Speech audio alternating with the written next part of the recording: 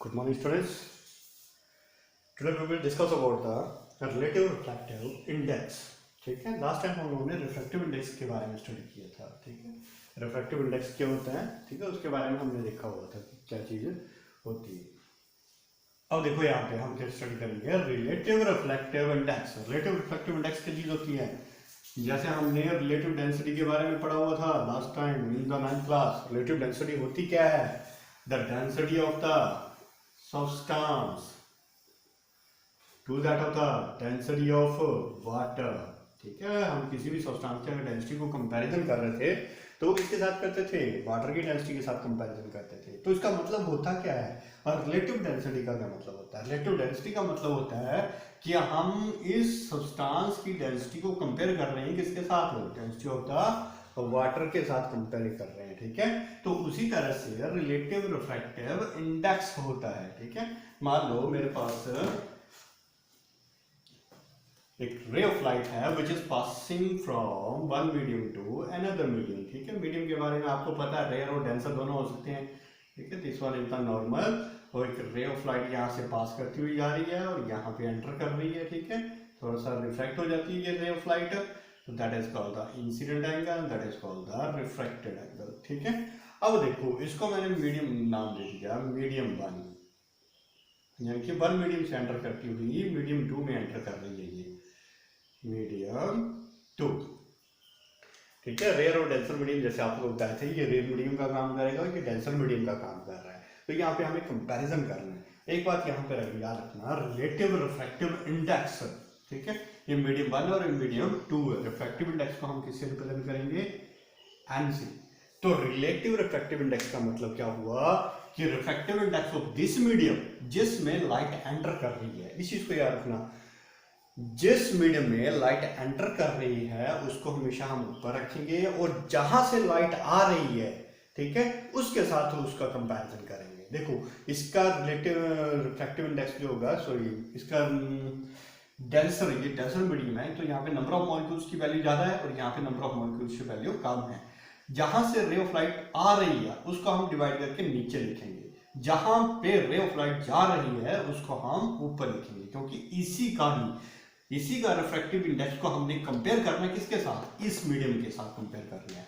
Air से जो light आ रही है वो कहाँ पे एंटर कर रही है, डेंसर ग्लास मान लेते हैं, क्या है, ग्लास है ये. ठीक है, ग्लास में एंटर कर रही है, तो ग्लास का रिफ्रैक्टिव इंडेक्स हमने कंपैरिजन करना है किसके साथ, एयर के साथ. तो relative refractive index of medium two, कौन से मीडियम का रिफ्रैक्टिव इंडेक्स हमने फाइंड आउट करना है, टू का. किसके रिस्पेक्ट में, वन के रिस्पेक्ट में फाइंड आउट करना है. तो उसको लिखने की नोटेशन जो होती है वो इस तरीके से, relative refractive index of medium two. कैसे लिखा मैंने, relative refractive index of medium two with respect to one. किसके रिस्पेक्ट में लिखा मैंने, वन के रिस्पेक्ट में. ठीक है, तो relative refractive index of two with respect to one, ये लिखा मैंने. तो यहां पे कैसे लिखेंगे हम, ठीक है, रिफ्रैक्टिव इंडेक्स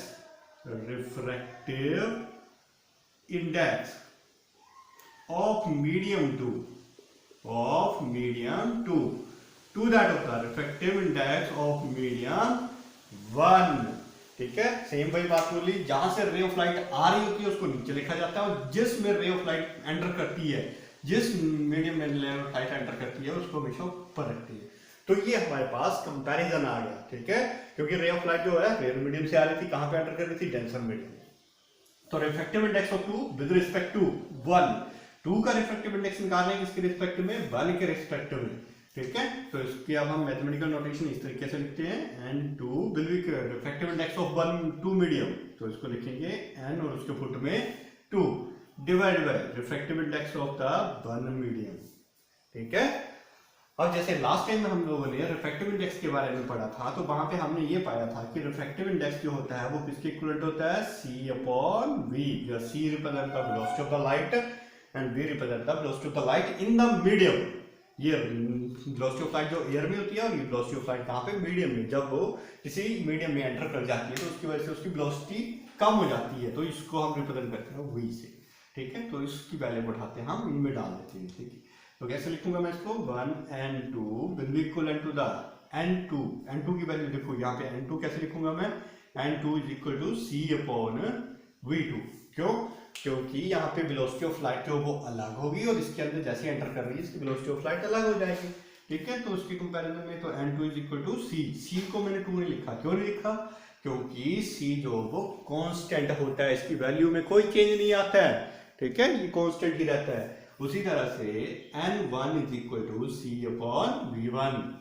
तो यहाँ पे अब मैं पहले इसको सब्स्टिट्यूट कर देता हूँ, तो it will become C upon v2 upon C upon v1। C के साथ सी कट जाएगा, v1 ऊपर चला जाएगा, तो v1 अपॉन v2। तो 1 and 2 की वैल्यू आई मेरे पास v1 अपॉन v2, ठीक है, that is the relative index, refractive index. अब देखो यहाँ पे अगर आपने यहाँ पे थोड़ा सा ध्यान दोगे तो रिलेटिव रिफ्रैक्टिव इंडेक्स किसके इक्विवेलेंट आ रहा है? The velocities in two different medium, यानी कि दो डिफरेंट मीडियम में जो वेलोसिटीज आ रही है उसके इक्विवेलेंट आ रही है।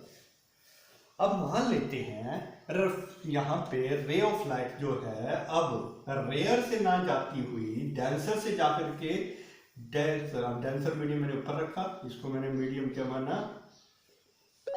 मीडियम, ठीक है। यहां से जाती हुई रे ऑफ लाइट जो है इस तरीके से जा रही है, ये इंसिडेंट और ये रिफ्रैक्टिव आ रही है, ठीक है। तो यहां पे हमने क्या लिखा कि रे ऑफ लाइट आप कहां से आ रही है? डेंसर से आ रही है। कहां पे जा रही है? रेयर में जा रही है। तो डेंसर मीडियम को हमने किससे रिप्रेजेंट किया था? मीडियम 2 से। और रेयर मीडियम को हम किससे रिप्रेजेंट कर रहे हैं? मीडियम 1 से रिप्रेजेंट कर रहे हैं, ठीक है। तो यहाँ पे हम इसके लिए इक्वेशन ड्रॉ करेंगे। ये हमने एक इक्वेशन बना ली थी जब डेंसर टू रेयर जा रही थी, ठीक है। तो अब हम इसको थोड़ा सा चेंज करेंगे। देखो अब रे ऑफ लाइट देखो कहां से आ रही है? डेंसर से आ रही है। और कहां को जा रही है? रेयर में जा रही है। तो मैंने क्या बोला, जब भी आपने रिलेटिव निकालना है तो रिलेटिव कैसे निकालोगे? जहां पे रे ऑफ लाइट जा रही है उसको ऊपर लिखेंगे और जहां से रे ऑफ लाइट आ रही है उसको नीचे लिखेंगे, क्योंकि इसका कंपैरिजन कर रहे हो आप इसके साथ, ठीक है।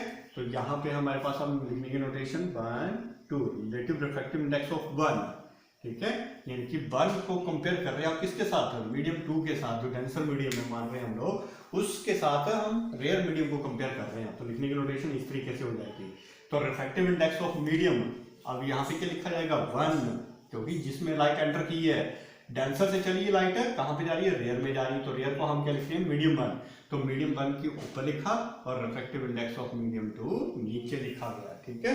और इसकी mathematical notation 2n1 is equal to n1 upon n2, और n1 अपॉन n2 की वैल्यू हमने अब लिखी c अपॉन v1 और दूसरे की c अपॉन v2। c के साथ c कट गया तो यहाँ पे बचा v2 अपॉन v1।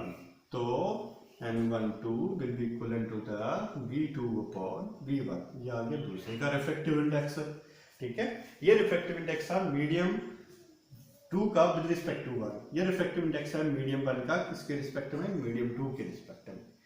अगर हम इन दोनों इक्वेशंस को मल्टीप्लाई करते हैं तो हम एक नई इक्वेशंस देखेंगे। यहाँ पे देखो, मल्टीप्लाइंग इक्वेशन 1 और 2, मल्टीप्लाइंग इक्वेशन 1 and 2, इक्वेशन 1 और 2 को मल्टीप्लाई कर देते हैं। तो देखो यहाँ पे क्या बनेगा? 2 लिखते पहले 1 and 2 multiply by n12 will be equal to the, यहाँ पे कितना बना? v1 upon v2 multiply by दूसरे के लिए v2 अपॉन v1। तो यहाँ पे देखो v2 से v2 कट गया, v1 से v1 कट गया। तो हमारे पास यहाँ पे रिफ्रैक्टिव इंडेक्स जो बना वो कुछ इस तरह से बना, यानी कि रिलेटिव रिफ्रैक्टिव इंडेक्स की जो मल्टीप्लिकेशन होती है वो किसके इक्विवेलेंट होती है? हमेशा 1 के इक्विवेलेंट होती है, ठीक है। अब चाहे यहाँ पे 3 तरह की क्यों नहीं आ जाए मीडियम, तब भी उसका रिलेटिव रिफ्रैक्टिव इंडेक्स जो वो 1 के बराबर ही रहेगा, ठीक है। मान लेते हैं 1 and 3, तो इनका भी कितना रहेगा? 1 के बराबर ही रहेगा, ठीक है। तो इसमें कंफ्यूज नहीं होना है। रिलेटिव रिफ्रैक्टिव इंडेक्स कि मल्टीप्लिकेशन, ठीक है, तो हमेशा किसके इक्विवेलेंट होती है? 1 के बराबर होती है। तो यहाँ पे हमने एक और ऑब्जर्वेशन की। ऑब्जर्वेशन क्या की? Relative refractive index of the second medium with respect to 1 will be equivalent to the 1 upon relative refractive index of 1 the medium 2। यानी कि इसका 1 अपॉन करके लोगे तो आप दूसरे का रिलेटिव रिफ्रैक्टिव इंडेक्स गेन कर लोगे, ठीक है। अब देखो इसका मतलब क्या हुआ, ये जो हमने लिखी है इक्वेशन, इसका मतलब क्या हुआ, देखो मतलब क्या हुआ इसका। अगर मान लो मेरे पास एक रिलेटिव रिफ्रैक्टिव इंडेक्स पड़ा हुआ है, किसका, ग्लास का। I am given with the, given क्या है मेरे पास,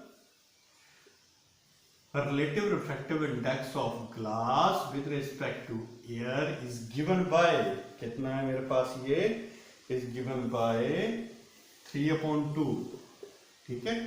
relative refractive index of glass with respect to air जो होता है वो कितना होता है, 3/2। लास्ट टाइम जब हमने न्यूमेरिकल सॉल्व की तो उसमें मैंने आपको बताया हुआ था इसके बारे में, ठीक है।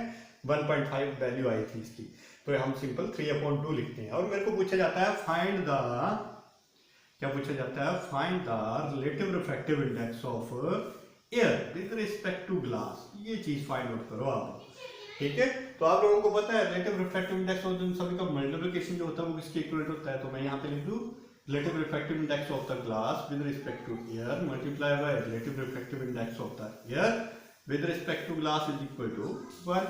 अब मेरे पास इसकी वैल्यू तो है, ठीक है। तो मेरे को पूछा गया relative refractive index of the air with respect to glass is equal to 1 upon relative refractive index of the glass with respect to air. ऐसे लिखता हूँ इस चीज को, तो यहाँ पे ये बन जाएगा NaG will be equal to the 1 upon, इसकी वैल्यू कितनी है मेरे पास, दी हुई 3/2।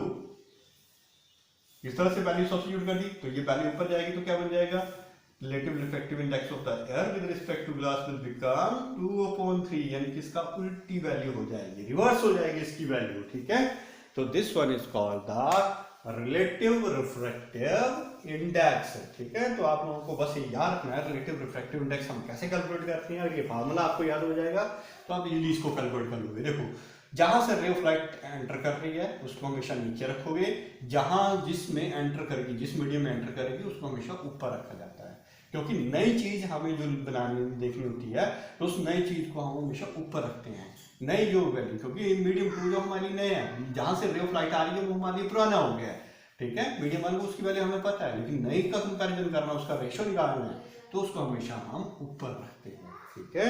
जैसे हम डेंसिटी ऑफ सब्सटेंस के बारे में देख रहे थे, रिलेटिव डेंसिटी के बारे में देख रहे थे, नए सब्सटेंस जो है, ठीक है, नए सब्सटेंस को ऊपर रखा जा रहा है, और जो बॉर्डर है हमें पहले से पता है उसको हम डिवाइड कर रहे थे। तो इस तरीके से आप इसका रिलेटिव रिफ्रैक्टिव इंडेक्स को कैलकुलेट कर सकते हो।